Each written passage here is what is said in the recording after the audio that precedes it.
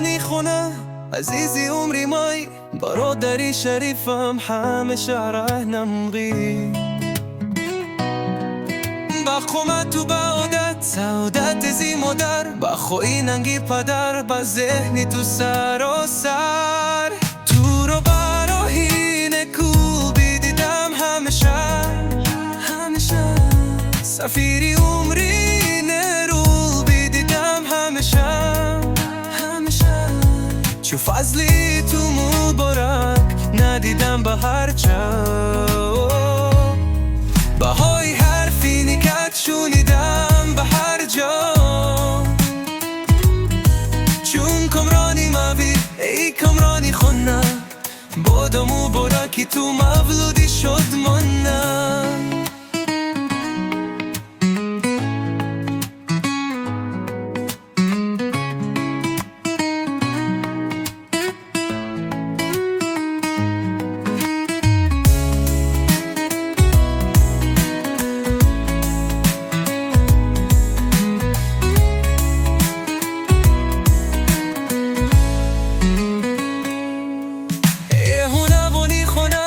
عزیزی عمری مای برادری شریفم همیشه راهنمایی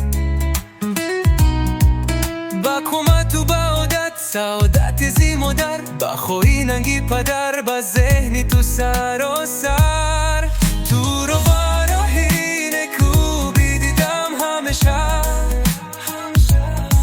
سفیری عمری نرو بیدیدم همیشه چون فضلی تو مبارک ندیدم به هر جا بهای حرفی نکت شونیدم به هر جا چون کمرانی مایلی ای کمرانی خالم بودم مبارک تو مولودی شد منه